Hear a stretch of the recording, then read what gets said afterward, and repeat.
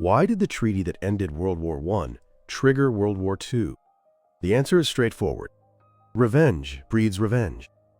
In 1921, the Allied powers finalized Germany's total reparations at 132 billion gold marks. Payment terms continued to be renegotiated, and by 1932, they were effectively headed towards suspension. Even so, the final interest payments on the associated debt weren't completed until 2010. Why does that matter? This slide explains it all. Under Article 231, the so-called War Guilt Clause, Germany was forced to accept the legal basis for reparations. The German people pushed back hard, experiencing this as a profound humiliation. Territory was reduced by roughly 13% of continental European landmass, stripping away the foundations of industrial resources. Economic pressure immediately produced political chaos. Over the Weimar Republic's 14 years, cabinets changed more than 20 times. The average tenure, roughly 8 months. This wasn't governance, it was a continuous collapse. And chaos turned to rage. A leader promising revenge for humiliation seized the hearts of a desperate people. Economist Keynes had already issued a warning in his 1919 book, The Economic Consequences of the Peace. Excessive reparations, he argued, would destabilize Germany and the European economy. No one listened. That said, historical scholarship does not view this as a simple straight-line causation. The Versailles system was a primary driver of resentment and instability, but the outcome is understood as the result of multiple intersecting factors: the Great Depression, domestic political failures, and disruptions in international finance. And yet, this is comprehensible. Look at the numbers. Follow the chain of history. Now you can understand why a peace treaty manufactured a war. Today, let's examine the data. First, confront the numbers directly. In 1921, the Reparation Commission finalized the bill presented to Germany. 132 billion gold marks. At the exchange rates of the time, that was equivalent to roughly $33 billion, a staggering sum. But the amount alone wasn't the problem. The structure was the problem. Keynes had already identified this in 1919. If Germany diverted its foreign currency earnings to reparations, domestic reinvestment would grind to a halt and the economy could never recover. This was called the transfer problem, the fundamental contradiction at the heart of reparations payments. In practice, payment terms were revised repeatedly. The Dawes Plan of 1924 eased conditions, allowing American capital to flow into Germany. The Young Plan of 1929 restructured the arrangement further. Then, the Great Depression overturned everything. In 1931, President Hoover declared a moratorium.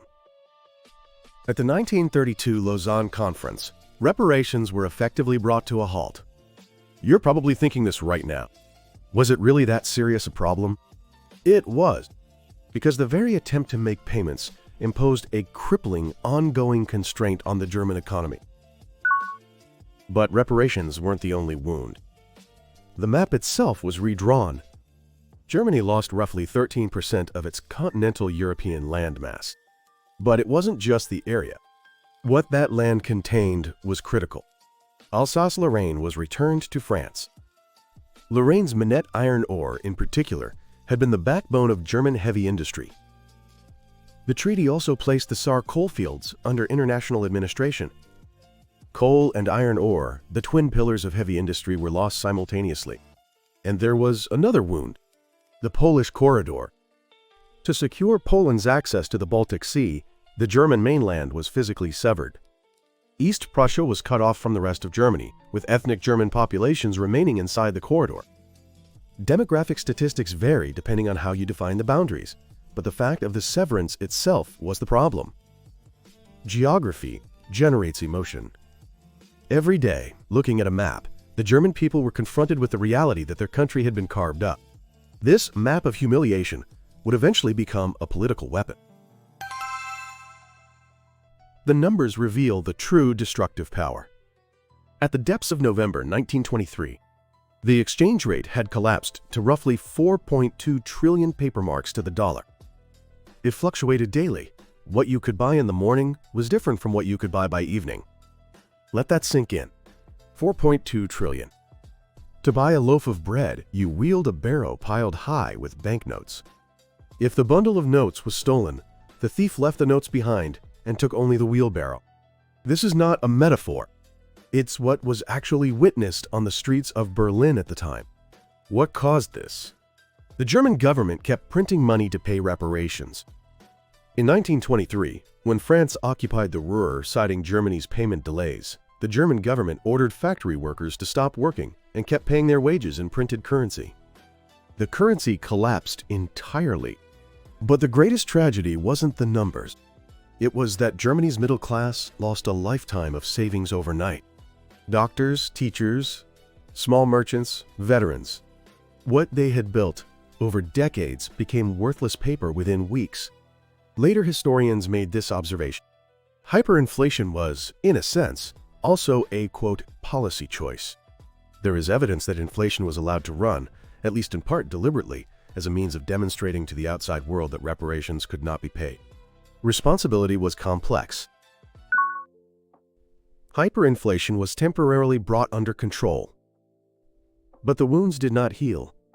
The Weimar Republic was weak from birth.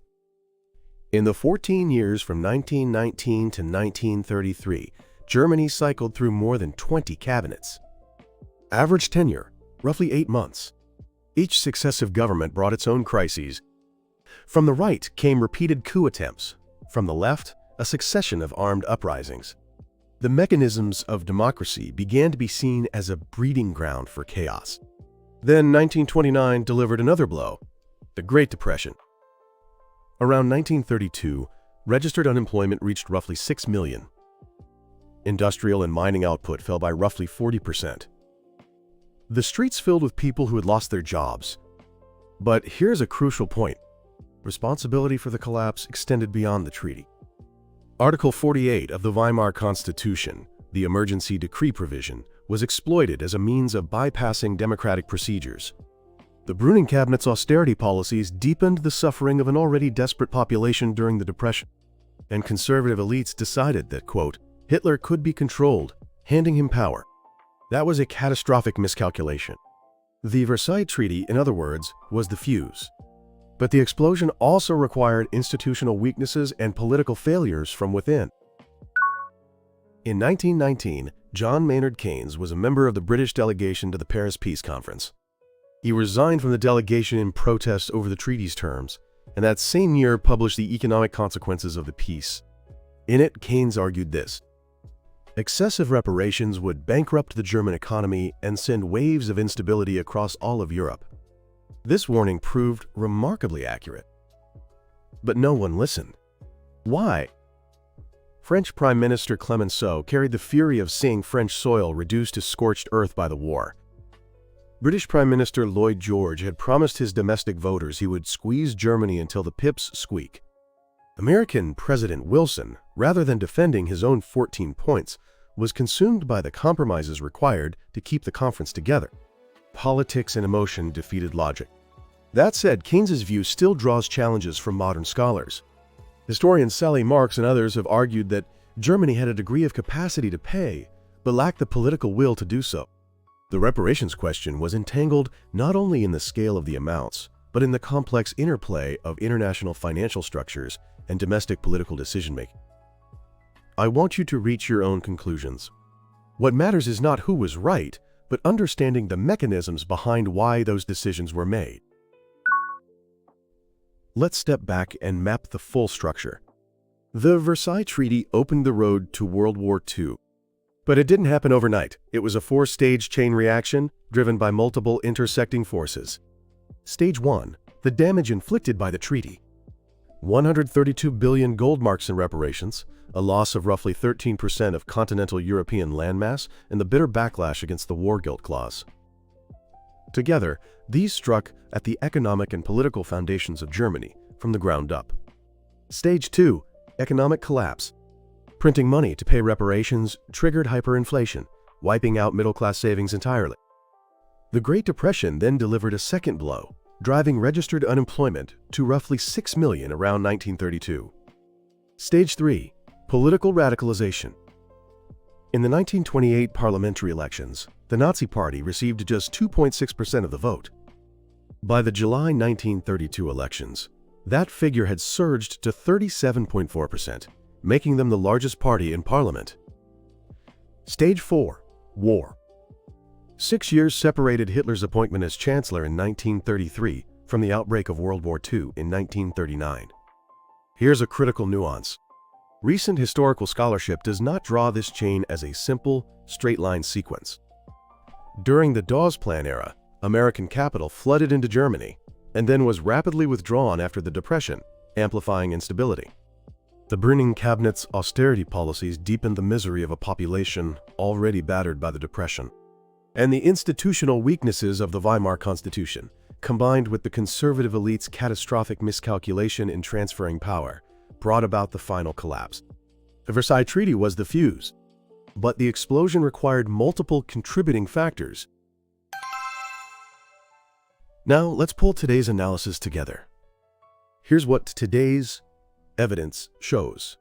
First, the Versailles Treaty was not a peace settlement. It was a structural destabilization device. The 132 billion gold marks in reparations finalized in 1921, the loss of roughly 13% of continental European landmass, and the backlash against the War Guilt Clause.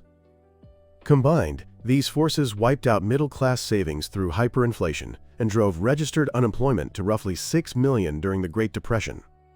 But the collapse was not the treaty alone. It was the compounded result of domestic austerity policies, constitutional institutional weaknesses, and the conservative elite's catastrophic miscalculation. Second, Keynes's warning was accurate, but history is not simple. His 1919 book, The Economic Consequences of the Peace, precisely forecast the destabilizing risks of excessive reparations. At the same time, modern historical research emphasizes a more complex set of mechanisms: Germany's lack of political will to pay, and the structural dynamics of international finance. The reality that retributive emotion overrode logic is clear, but the distribution of responsibility was multi-layered. Third, history applied its own lessons.